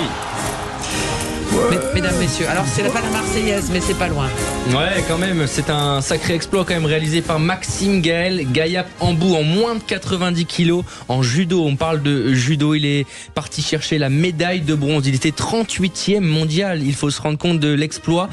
Il a perdu en demi-finale, mais il avait un autre combat pour aller chercher la médaille de bronze. Il l'a fait face aux Brésiliens. Il a 23 ans. Il est né à Clichy-la-Garenne dans le 92. Il est licencié à l'AM Asnières, également dans les Hauts-de-Seine. Il est coaché en équipe de France par Guillaume Faure, vice-champion du monde par équipe en 2023, et là il vient de décrocher une médaille olympique à seulement 23 ans. C'est un sacré exploit pour l'équipe de France. C'est l'équipe de France qui décroche sa 22e médaille, et il y en a d'autres qui peuvent encore tomber dans la soirée. Le judo français répond présent. Ouais, répond présent. On va peut-être arriver effectivement aux objectifs. C'était 60 médailles qui étaient... 60 médailles, mais l'objectif c'est les 60 médailles ou c'est à un moment donné d'être premier dans le classement général, parce qu'il y a cette histoire de classement entre les médailles d'or, parce qu'au niveau du nombre de médailles on serait deuxième aujourd'hui. Deuxième les États-Unis, qui eux sont 7e du classement des médailles avec 27 médailles, mais seulement 4 médailles d'or pour les États-Unis. L'équipe de France possède 6 médailles d'or depuis ce matin, mais la Chine 8 médailles d'or, et donc forcément première. Donc si ce soir Marchand fait 2 médailles d'or, on passe en tête. Et ça serait beau. On serait premier ce soir si Léon Marchand, en tout cas, si on a 2 médailles d'or ce soir, parce qu'il y a également Maxime Grousset qui peut en faire partie, et également, et je regarde, il y a également Yann Endoy-Brouard également sur le 200 mètres d'eau qui peuvent se qualifier, et on peut avoir encore des chances de médailles. Allez, on va filer tout de suite pour voir un peu quelle est l'ambiance encore à ces épreuves de tennis de table qui ont fait vibrer cette salle, cette très belle salle, Clément Harion. Parlez-nous, il y a du beau monde en plus en tribune cet après-midi pour voir les frères Lebrun. Il y avait du beau monde parce que tout le monde vient de partir, c'est la fin de la session, mais en effet il y avait 6000 supporters français derrière les frères Lebrun. Mais je suis allé discuter un petit peu avec ces supporters qui m'ont dit qu'ils avaient vécu un moment incroyable avec les 2 matchs des frères. Et puis j'ai croisé des pongistes amateurs qui m'ont dit mais quel bonheur de voir une ambiance comme ça pour du tennis de table, un vrai coup de pouce pour la discipline. Selon eux, c'est ça les jeux aussi, c'est mettre la lumière sur des sports qui ne sont pas vraiment grand public. public, pas vraiment médiatisé, voilà. Et puis quand les gens sont sortis de la salle, Christine, ils m'ont tous dit, maintenant on va suivre le parcours de Félix Lebrun, on veut qu'il aille au bout, et bien on verra quart de finale demain pour lui. On n'a pas encore l'horaire du match, et puis il y a une autre française sur la session de ce soir, hein, ça sera à partir de 20h, Jianan Yuan, la française, donc en 8e de finale ce soir, on espère qu'elle va l'emporter. Elle affronte la japonaise Ina Hayata. Ça va être un petit peu compliqué peut-être, mais on y croit. 22h pour dire numéro 1 française. Ouais, mais ça serait bien, ça serait bien. Mais quelle histoire et quelle incroyable aventure que celle de la famille Lebrun. Hein. Il y a les 2 frères, il y a les 2 petites sœurs aussi, il y a du monde. Hein. C'est une aventure de famille, cette fédération qui est derrière ces 2 gamins de Montpellier, on dit. On va faire tout de suite le côté pile ou le côté face avec vous, mon cher Antoine. Oui, avec une première information pour assister aux épreuves d'équitation. Ils sont venus de Roubaix en vélo jusqu'à Versailles. C'est assez fou, c'est grâce à la billetterie populaire. Hein. Vous savez, ces jeunes qui ont pu bénéficier de billets, 30 jeunes ont pu assister aux épreuves d'équitation. Pour y parvenir, ils sont venus à vélo depuis Roubaix dans le Nord jusqu'à Versailles, plus de 200 km. Xavier Daquet, qui était le chef de projet de cette association, il expliquait chez nos confrères de RMC, ce sont des enfants qui viennent souvent de milieux difficiles, qui sont éloignés de la pratique du sport. Donc c'est une grosse parenthèse qu'il aurait offerte. Allez, 200 km, allez, ça va, mais il faut revenir après. J'espère qu'ils les ont mis dans un train pour rentrer. S'ils étaient difficiles, ça va les calmer. Hein. Faites gaffe qu'ils piquent pas un cheval pour rentrer. Mais des fois, c'est vrai que c'est des gens qui n'ont pas forcément les moyens de se payer des places pour aller voir du sport. Et c'est vrai qu'il y a eu 400 000 billets, je regardais, qui ont pu bénéficier à ces personnes-là. Et ça fait forcément des heureux. Ouais. Et donc d'assister aux épreuves d'équitation. Une deuxième chose, c'est le muffin au chocolat. Alors ça, c'est vrai que c'est la petite douceur dont raffolent les athlètes à la cantine du village olympique. Alors là, on en voit passer partout. Des vidéos, la pâtisserie est devenue la star de la cantine du village olympique sur TikTok notamment. Le nageur norvégien Henrik Christiansen en est tombé amoureux avant d'être imité par d'autres sportifs. Colin Duffy également, le grimpeur américain en raffole dans une vidéo. Il déclare sa flamme au muffin du village. Au moins un point positif sur cette cantine. Il y a peut-être des fois plus d'œufs, mais au moins il y a du muffin.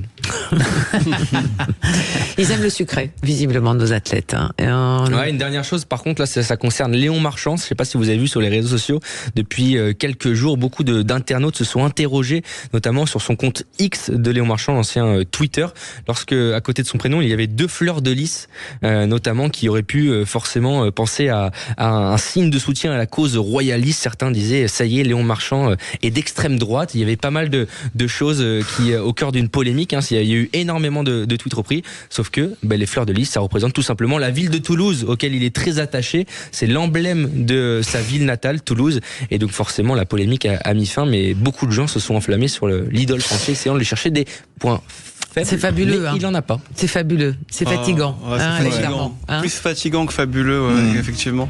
Le mec, il est exceptionnel, c'est un sportif hors norme, et il faut qu'on trouve un problème encore pour dire que ça va pas, et qu'on surinterprète des choses sur les réseaux sociaux. Et on en parlait hier soir de la préparation des athlètes à ces interviews, à cette communication, cette médiatisation qui leur tombe dessus à parfois 17, 18, 19, 20 ans ou 30 ans. Pour certains, c'est jamais simple, hein. C'est quelque chose qu'il faut anticiper. Mes chers vrais voix, on va faire une petite pause si vous le voulez bien. Une petite pause, on va prendre un peu d'eau et vous allez préparer vos coups de cœur et vos coups de gueule. D'accord ? Vous êtes prêts ? Allez, à tout de suite. Sud Radio, votre attention est notre plus belle récompense. Les vraies voix Sud Radio, 17h, 19h, Christine Bouillot. Allez, restez avec nous jusqu'à 19h. Tout à l'heure à 19h30, nous aurons le président de la performance du tennis de table français, de la Fédération française. Absolument, qui va nous parler de ce qui s'est passé cet après-midi pour les frères Lebrun. Un s'est qualifié, l'autre non. Le plus jeune continue la compétition, le plus grand, l'aîné, effectivement, a été éliminé. Et puis on se posera la question sur les commentaires à la télévision. Vous les suivez, il y a effectivement une polémique aujourd'hui avec ce député LFI qui considère que nos commentateurs à la télévision sont trop chauvins, ils font trop du franco-français. Vrai ou pas? On posera la question à nos vraies voix. À nos vraies voix. Attendez, ne démarrez pas tout de suite. Attendez. Scandale. Voilà. Et il y a Gérard Rolls aussi, cette figure de la télévision qui a commenté tellement de compétitions. On verra ce qu'il en pense et ce qui se passe ailleurs aussi dans les autres pays. GG qui va venir voir. C'est l'autre. GG. Allez, non, c'est l'heure des coups de cœur et des coups de gueule. Oh, dites, je vais envoyer les actualités. Vous venez les voir dans la cabine? Je vais vous raconter une histoire pas banale. Et vous Vous me racontez pas votre petite journée? On a assez perdu de temps comme ça. Le tour de table. De l'actualité. Alors, qu'est-ce qui vous a marqué? Je commence avec vous, président Pascal Eouzan. Président. Bah oui, président du collectif. C'est président, hein. Président. Bon, alors, moi, mon coup d'amour, c'est l'anniversaire de ma fille. Elle a 29 ans aujourd'hui. Joyeux anniversaire à elle. Et voilà, la petite, elle grandit de plus en plus. Et moi, ça me fait peur parce que je vieillis de plus en plus. Mais bon, c'est normal. Et tu vas voir, il paraît qu'on vieillit de plus en plus vite maintenant. Donc je lui dis que je l'aime beaucoup, je t'aime ma fille. Voilà, ça c'était pour le coup d'amour. Et le coup de canif. Alors le coup de canif, j'en ai deux. Alors vous m'avez un peu aidé, Christine, pardon. C'est que vous m'apprenez qu'il y a des places à la gymnastique. Malheureusement, moi je reçois pas mal de messages d'anciens champions de la gym qui sont pas invités et qui eux n'ont pas de place. Donc s'il y a des places, ça serait peut-être bien que les champions qui ont porté la gym française puissent être invités par la fédération, ça serait cool.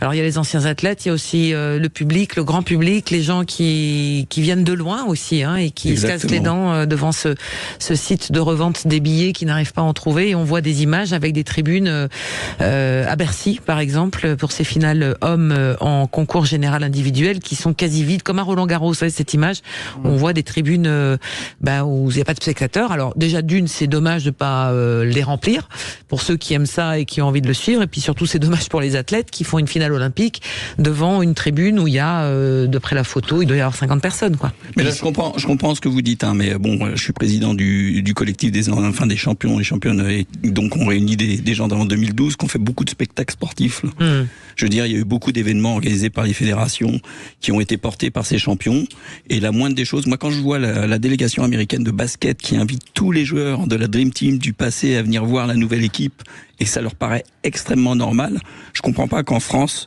dans certaines fédérations, pas dans toutes, mais ce soit pas le cas. Voilà. Et Pascal, moi je me souviens à Londres, le CNOSF, m'a fait passer 3 jours ou 4 jours exceptionnels à Londres. On était invités, on a pu aller sur les épreuves, alors qu'ici à Paris, on n'a rien.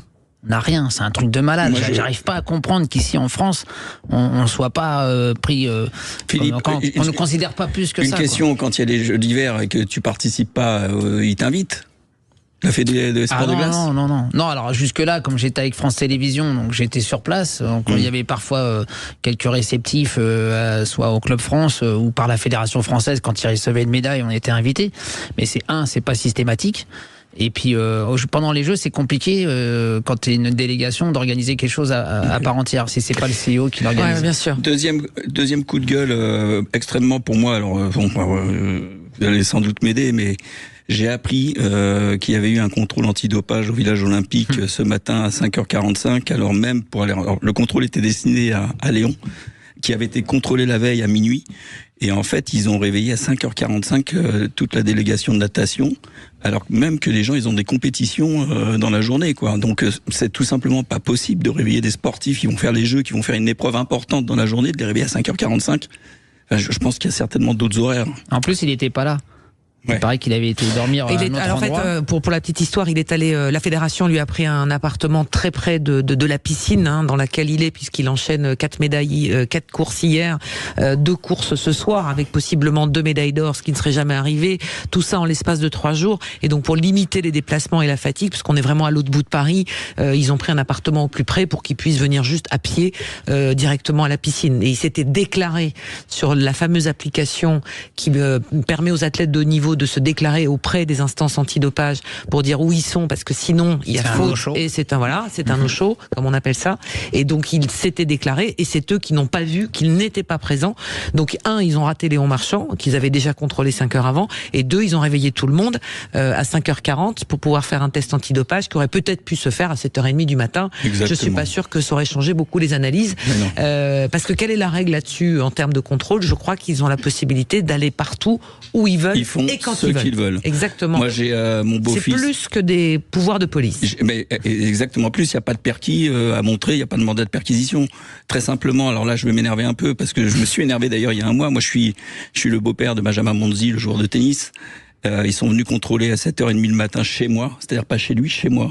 Donc moi je les ai accueillis en robe de chambre, ils ont tapé à la porte mais comme s'ils allaient la défoncer, et je leur ai dit mais c'est tout simplement pas normal, quoi. Excusez-moi, j'ai pas envie de vous les laisser rentrer chez moi. Regardez, je suis dans mon intimité, j'ai été obligé d'ouvrir, sinon lui il avait un eau chaud. c'est quand même une façon de faire. Alors après, on peut critiquer cette méthode, etc. Mais comme effectivement les jeux se veut, on en a parlé, les jeux ou les contrôles antidopage. Pour l'instant, no news. Rien. Tant mieux. Tant mieux. Pour l'instant, no news. Vos coups de cœur et vos coups de gueule, mon cher Philippe Candeloro. Le coup de gueule, c'était donc contre la météo, là, il y a quelques instants. Et sinon, mon coup de cœur, je pense vraiment le fait d'avoir vu cette compétition du triathlon. Féminin comme masculin, je trouve que voilà, ils ont tenu le pari de pouvoir l'organiser. Donc franchement, voilà, c'est pas facile. Il y a beaucoup, comme on disait, ça râle tout le temps. On est là, mais on tient le choc en termes d'organisation. Aujourd'hui, voilà, le COJO fait le job, même si ils ont pas fait le job partout pareil, puisqu'ils invitent pas les anciens sportifs français, et ça c'est une honte pour moi.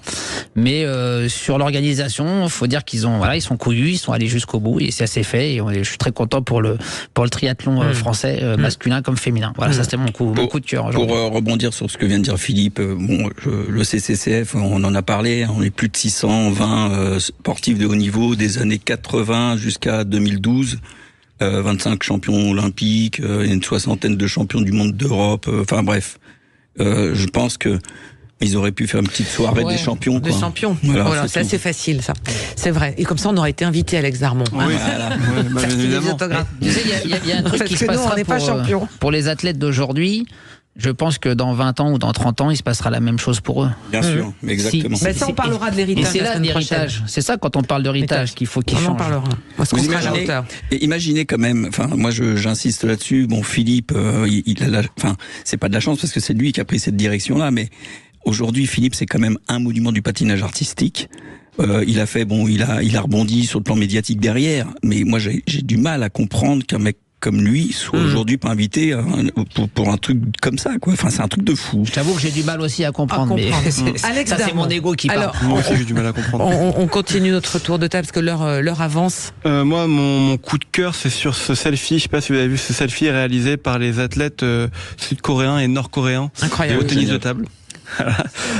Qui étaient médaillés d'argent et médaillés de bronze, les Nord-Coréens et les Sud-Coréens, qui ont fait un selfie ensemble pour fêter leur victoire. Les Chinois étaient eux médaillés d'or, mais ils sont mis de côté pour la photo, et donc ils se font un selfie entre athlètes nord-coréens et sud-coréens. Et je trouve que c'est génial. En vérité, je trouve que c'est super parce que c'est aussi ça les Jeux Olympiques. On laisse tout derrière nous et on participe à l'esprit olympique, à l'esprit de jeu, de sport. Et cette image, je trouve qu'elle est incroyable parce qu'elle est très lourde de sens. Elle dit beaucoup de choses. Il s'est passé à peu près la même chose ce matin sur le tatami. Je sais pas si vous avez vu à l'Arena du Champ de Mars avec une judokate israélienne qui a affronté une judokate turque, et l'israélienne a gagné. Et à la fin du combat, elle savait pas si elle devait se serrer la main. L'image est folle. Je vous conseille de la regarder.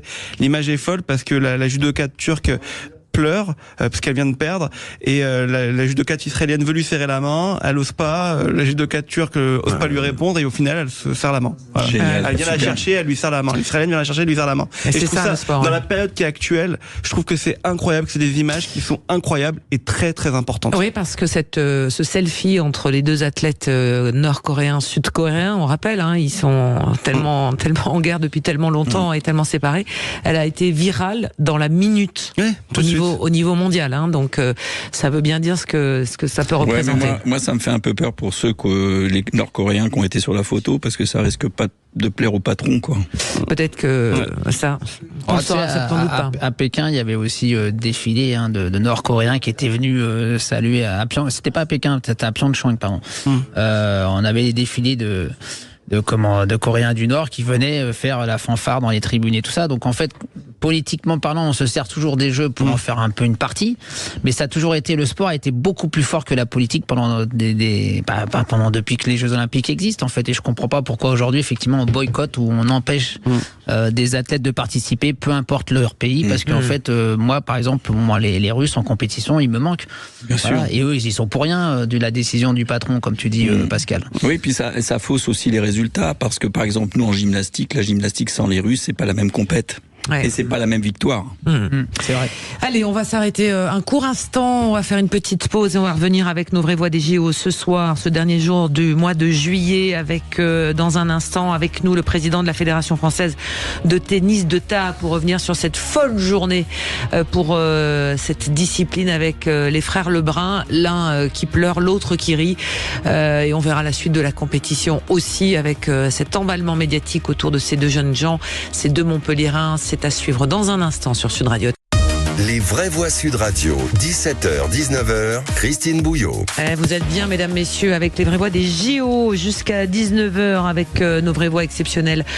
Les membres du collectif des championnes et des champions français, Philippe Candeloro, Pascal Eouzan, le journaliste politique Alex Darmon, habitué des émissions sur Sud Radio, des émissions de débat, mais grand fan de sport. Journaliste sportif à Sud Radio n'est autre que Antoine Mazère. Antoine, il n'y a pas eu de médaille depuis tout à l'heure, parce que ça tombe toutes les 3 heures en fait. Ouais, exactement. Tout à l'heure, il y a eu la belle médaille de bronze de Maxime Gaël Ngapaï en bout en moins de 90 kilos. Mais c'est vrai que ça va être ce soir. C'est la natation surtout qu'on attend à partir de 20h37. Prenez rendez-vous. Léon Marchand qui sera en finale du 200 mètres papillon. Oui, et il enchaînera avec une autre finale. 200 mètres brasse à 22h31. Voilà, il a tout prévu et il a dit dans la presse, dans les colonnes de l'équipe ce matin, sous la plume de ma collègue Céline Noni, je compte m'amuser. Voilà l'état d'esprit du garçon. En tout cas, il peut faire une performance que jamais aucun athlète n'a réalisé. Il va venir patauger. C'est ça. C'est ça. Allez, on va retrouver notre invité. On le remercie. C'est la folie des frères Lebrun à Paris, même si l'un s'arrête là pour lui, pour la compétition. On est avec le président de la Fédération française de tennis de table. On est ravis de vous accueillir. Gilles Herbe, bonsoir, monsieur le président. Bonsoir. Vous allez bien? Comment vous avez vécu cette folle journée, je dirais, aujourd'hui? Forcément beaucoup d'émotions avec un match de dingue pour Félix, pour Félix, puis forcément une déception pour Alexis qui n'a pas pu s'exprimer complètement. Qu'est-ce qu'il vous a dit pour expliquer cette contre-perf malgré tout? Non, je dirais pas une contre-perf parce que Hugo Calderano était bien mieux classé, il est tête de série numéro 4, Alexis était de série numéro 11.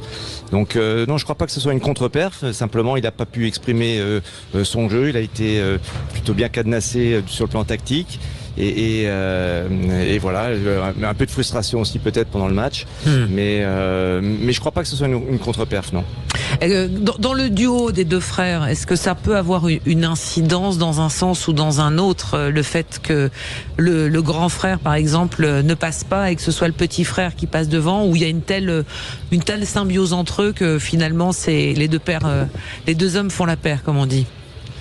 Oui, non, je crois qu'ils sont supporters l'un de l'autre.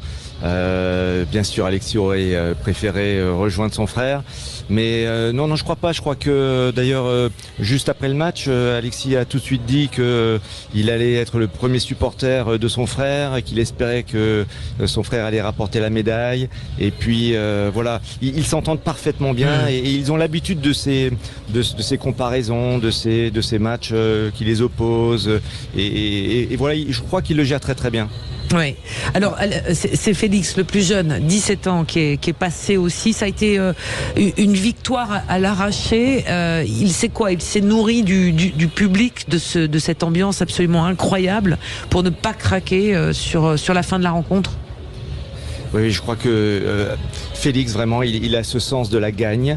Il est capable de trouver des ressources en lui pour aller gagner, quelles que soient les conditions. Et puis avec un public aussi extraordinaire qu'ici à la porte de Versailles, eh bien évidemment il se sent galvanisé.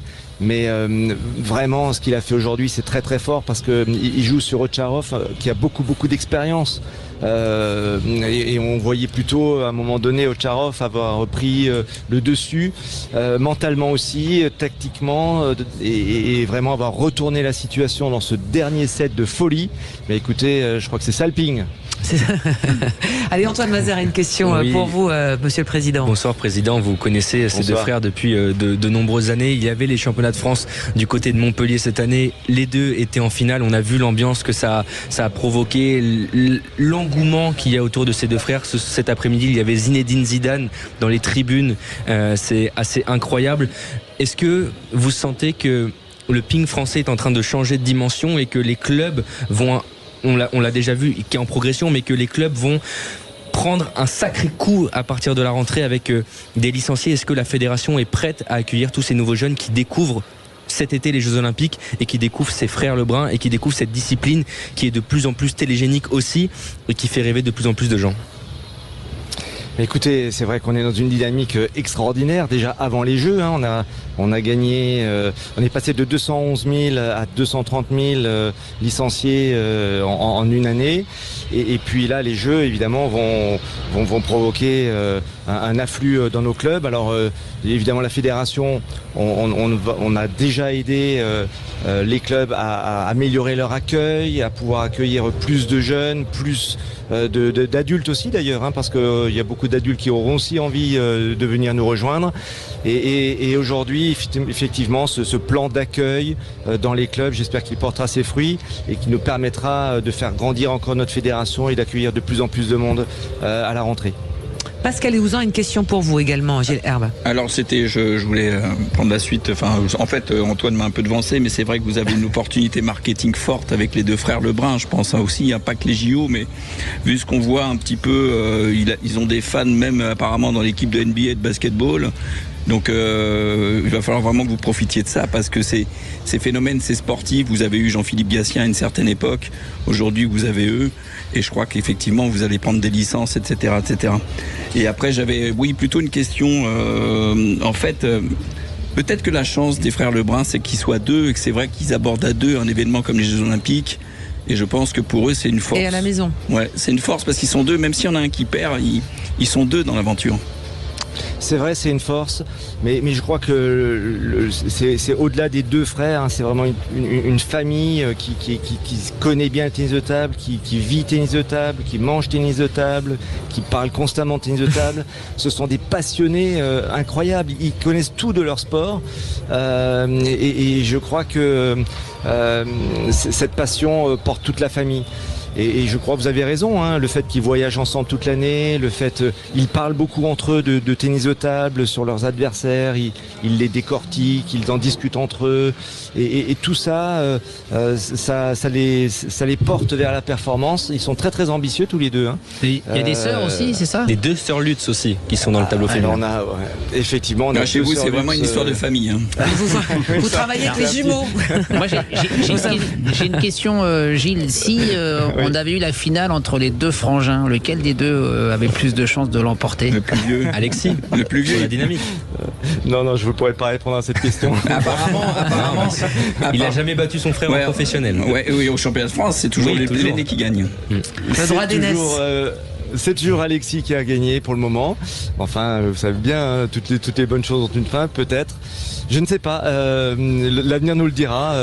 Pour l'instant, c'est vrai que le Alexis a le dessus quand ils s'affrontent tous les deux. Moi, j'aurais rêvé. Écoutez, j'aurais rêvé d'une finale de frangins pour l'or et l'argent. Ça aurait été génial. Et dernière question rapide. Comment vous pouvez faire augmenter le nombre de licenciés? Parce que c'est pas vous qui gérez les salles d'entraînement ou les gymnases. Il n'y a pas de gymnase spécifique tennis de table. On range les tables et puis après c'est un match de basket qui a lieu. Comment on peut faire pour améliorer ça? Alors non, on construit aujourd'hui beaucoup de salles spécifiques, donc on a des lieux aujourd'hui qui accueillent du tennis de table tous les jours, du matin au soir. On a aujourd'hui aussi à peu près 1000 entraîneurs qui entraînent de façon professionnelle dans les clubs. Donc on est vraiment dans cette dynamique de développement, avec de plus en plus de lieux, avec de plus en plus de formateurs, d'entraîneurs, et puis des clubs qu'on essaye de former pour qu'ils puissent accueillir plus de monde et travailler vraiment cet accueil. Combien de licenciés? 230 000. 230 000. En tout cas, Président, je vous invite à faire l'événement que vous faisiez il y a quelques années où on se réunissait tous, on faisait tous du ping, il y avait des artistes. Avec ce crétin, moi j'ai connu ça, c'était génial. Avec Philippe, on fera une équipe et on affrontera les frères. J'avais même joué avec Jean-Philippe Gatien à l'époque. Je vous fais une confidence. Oui, Philippe. Oui, Gilles Herbe. Je vous fais une confidence. Ce tour ce tournoi des personnalités va être organisé par la fédération dans quelques mois. Génial. Alors, il y a Philippe Candeloro et Pascal Eouzan qui sont des grands spécialistes de la petite. Avant d'être out. Et nous, les deux frères, on va les. Eh bien, on vous invite avec plaisir. Merci beaucoup. Allez, peut-être une dernière question, Oui, Antoine. pour être complet, on parlait de la précocité des frères Lebrun, mais il ne faut pas oublier aussi que chez les filles, il y a également Pritika Pavad et également Jianan aussi qui va jouer ce soir un match très important à 22h face à la japonaise. On parlait des sœurs Lutz, Charlotte et Camille Lutz et également Audrey Zarif pour être complet pour les féminines. Parce qu'elle aussi, elle réalise des sacrées performances chez les féminines. Il faut absolument les voir jouer parce que c'est vraiment spectaculaire. Bravo à la Fédé, bravo et à toute cette équipe. Et on croise les doigts pour la suite de la compétition, pour vos athlètes, Gilles Herbe. Ouais, vraiment, les Merci frères. beaucoup. Merci, belle infiniment. compétition et bon JO. On se retrouvera peut-être en deuxième semaine avec des résultats, avec des médailles. Des médailles. Il y a effectivement le tennis de table qui est très spectaculaire, très télégénique, et il y a le badminton aussi que je trouve absolument hyper télégénique et hyper spectaculaire. Dimanche, moi je vais voir un double de badminton. Et ben vous nous raconterez, Philippe, avec parce que plaisir. c'est vraiment c'est le seul c'est la seule il y a des ballons dans les compétitions, c'est le seul, effectivement, le volant, c'est lui qui va le plus vite de tous les appareils qu'on utilise dans le sport. Ouais, 500 km/h, un truc de ouf. Allez, on s'arrête d'un court instant, on va parler des commentaires des JO à la télévision. Est-ce que vous les trouvez trop chauvins, nos commentateurs, comme se plaint l'un des députés de la France Insoumise? Il a tweeté là-dessus. On va voir si effectivement il faudrait un peu élargir le prisme ou pas du tout, ou vous trouvez ça normal, après tout, qu'on défende les athlètes français à la télévision. Allez, à tout de suite. Leclerc, bonjour. Oui, bonjour. Radio, 17h, 19h, Christine Bouillot. Allez, encore quelques minutes à passer avec nos vraies voix des JO exceptionnels, le collectif des championnes et champions français ce soir autour de la table. Philippe Candeloro, Pascal Eouzan, Alex Darmon, journaliste politique à Sud Radio avec votre chaîne YouTube Les Indécis, et Antoine Mazère, journaliste sportif. C'est l'heure de notre deuxième débat. Les vraies voix Sud Radio, le coup de projecteur des vraies voix. Un député LFI a posté ce tweet il y a 48 heures. Il critique les commentateurs des JO. Sont-ils trop chauvins, trop cadrés sur les performances de nos athlètes tricolores? Non loin, dit-il, des valeurs universelles de l'olympisme. Alors qu'est-ce que vous en pensez? Vous réagissez bien évidemment. Alors ce tweet a été fait par un député de Seine-et-Marne, un nouveau député La France Insoumise.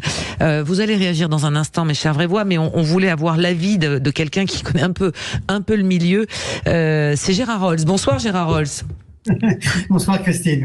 Bonsoir à vous. Alors, voilà, et que des connaissances autour de la table, hein. Avec des grands champions. Que des grands champions. Et je rappelle aussi, puisque c'est quand même l'occasion de se plonger dedans à cette période estivale, l'histoire des Jeux, 400 histoires qui ont fait la légende des JO. C'est aux éditions Grund. Vous l'avez coécrit avec votre fils Julien.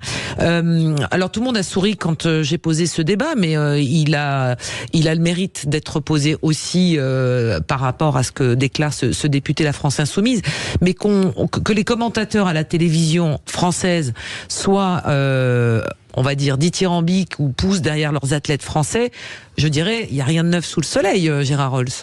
Ça fait 50 ans que ça dure, les critiques. J'entends les critiques. Ah, les critiques. Ça fait 50 ans que j'entends la même chose, que nous entendons la même chose. Moi, j'ai participé par bonheur depuis plus de 40 ans donc aux Jeux Olympiques, été et hiver, et à chaque fois, ça revenait. Alors, c'était pas la France Insoumise, mais gauche ou droite, peu importe.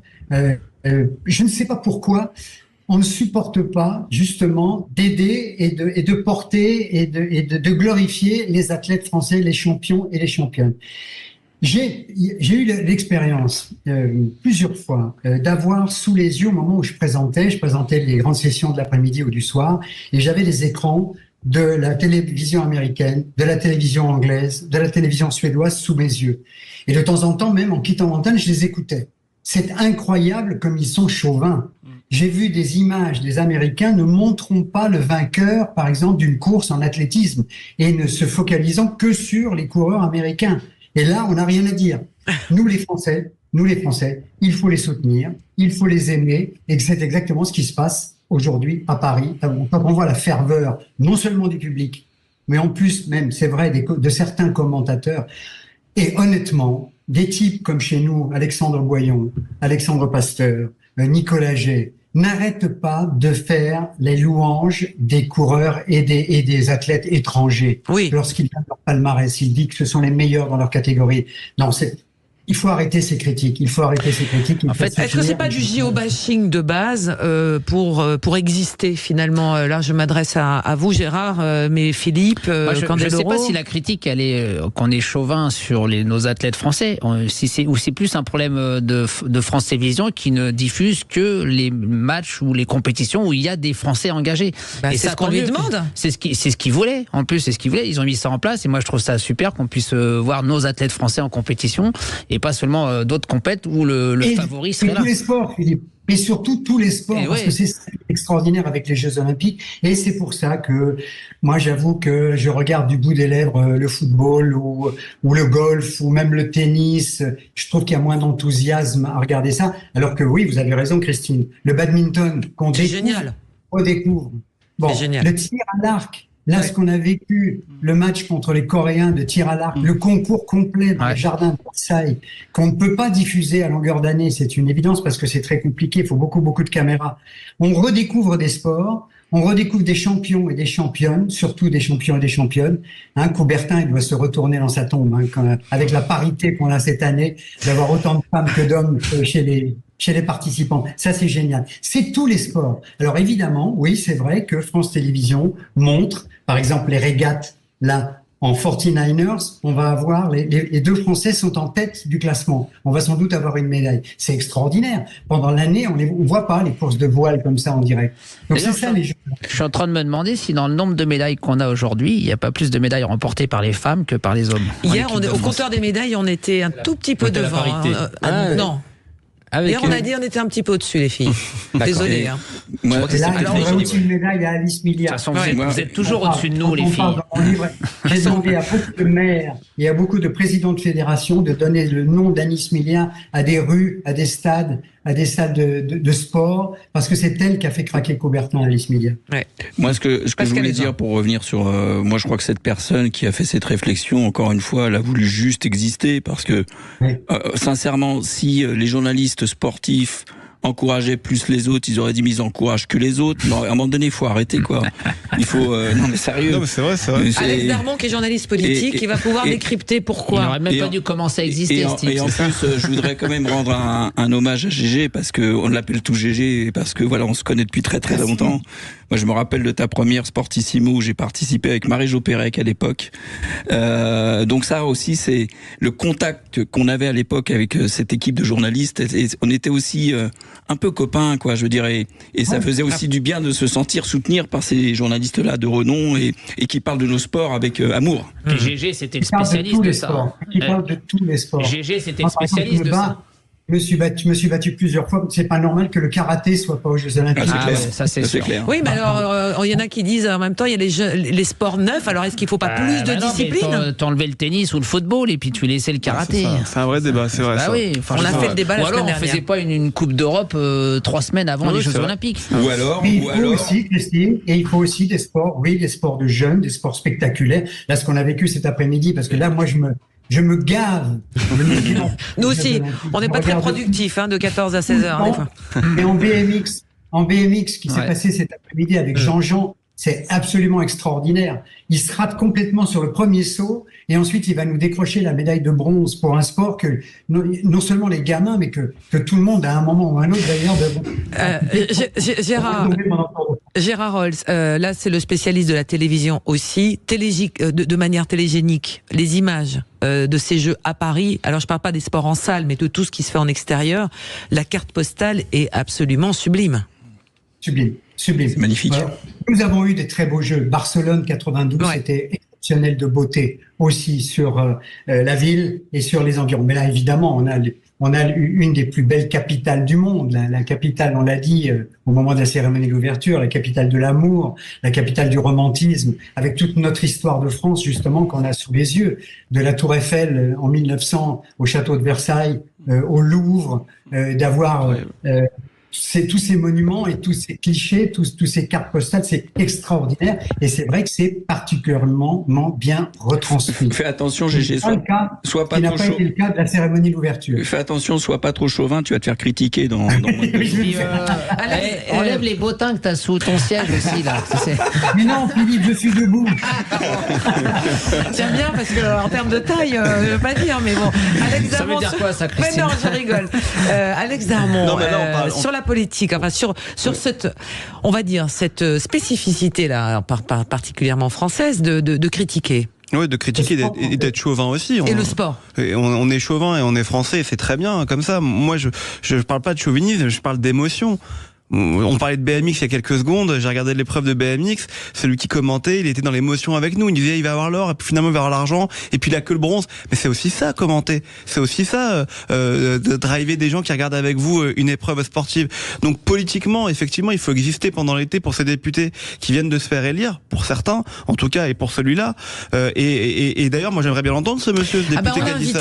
Antoine Mazère l'a eu ce matin au téléphone. C'est parce que je sais pas s'il a vraiment besoin de justifier ou si c'est vraiment justifier ce qu'il a déclaré. C'est parce qu'il a dit une connerie, c'est tout. C'est vraiment, enfin, je trouve que ça n'apporte rien au débat. Non, mais c'est intéressant, mais ça n'apporte rien au débat si vous n'avez pas justifié votre propos. Si vous n'avez pas expliqué pourquoi vous dites ça. Gérard Rolf l'a dit au début. Dans les autres pays, c'est certains qui font pire que nous. Et parce qu'ils veulent que leur pays gagne.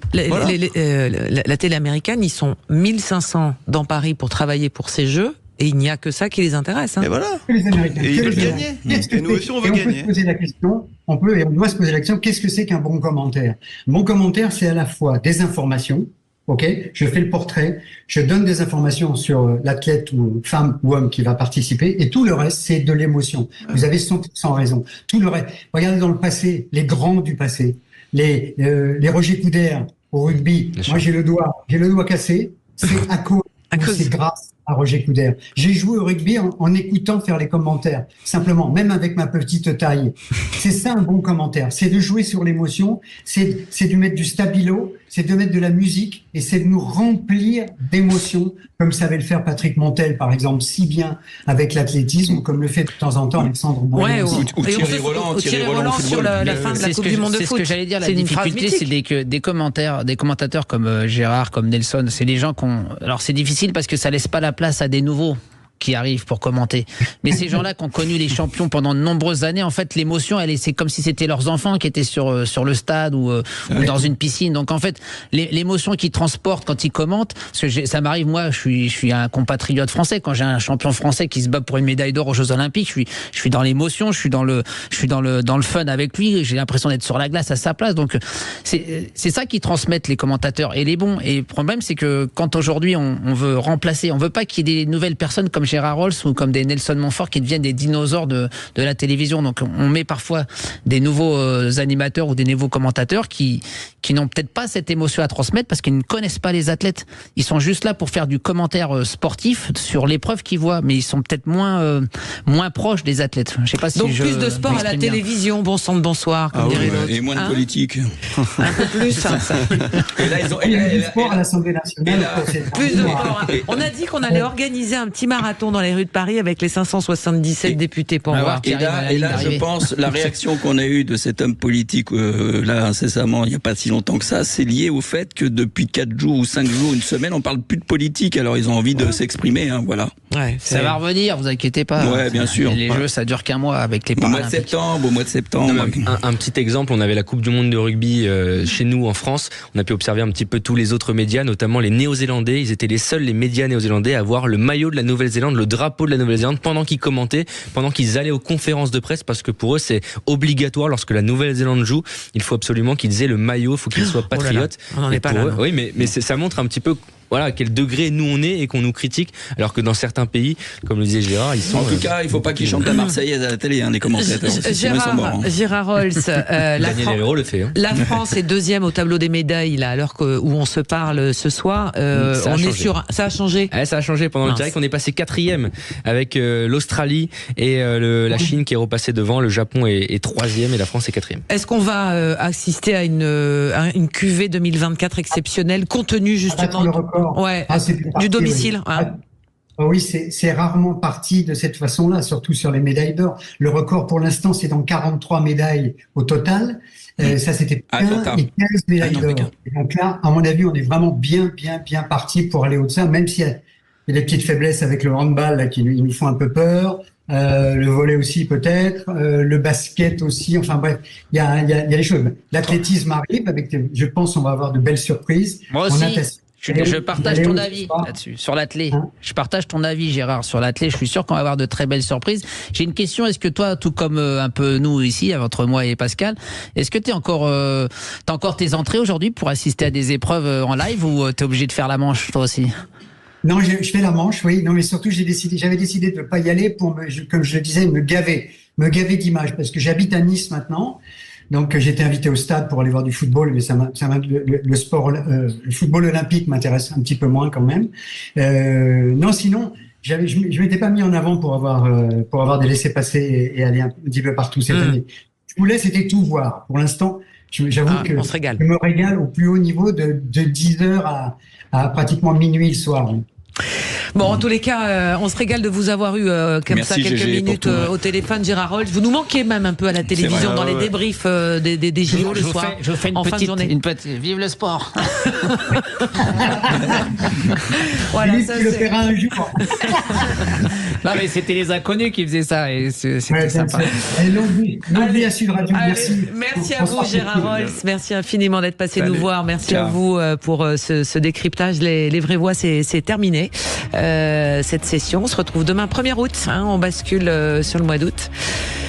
Ça passe vite. C'est le mois d'août, il va pleuvoir, c'est pas ça? Non, pas du tout. Il va faire très beau. Je vous souhaite une très très belle soirée. Antoine, on suit ce soir encore des plus de médailles. Exactement, déjà dans une demi-heure, rendez-vous avec l'équipe de sabre par équipe en escrime. Le match pour la 3e place pour aller chercher une nouvelle médaille. Et bien sûr, à partir de 20h37, Léon Marchand, 200 mètres, papillon final. 21h13 également, Kirpinchinkova en 1500 mètres, la finale de natation. Anastasia qui concourra en finale. À 21h47, Johan Brouard, Maëwen Tomac en 200 mètres d'eau, et à 21h31, Léon Marchand 200 mètres brasse, la finale. Et juste après, par contre, Maxime Grousset en 100 mètres nage libre. Et vous pouvez suivre actuellement France-Égypte en handball, le match de la dernière chance pour l'équipe de France de handball. Et à 21h, France-Nouvelle-Zélande en football féminin. Faut pas interdit pour les barjots, enfin les experts. Ouais, très très beau programme. Je vous embrasse, les vraies voix des JO. Aussi. Très belle soirée, bonne soirée pour les JO.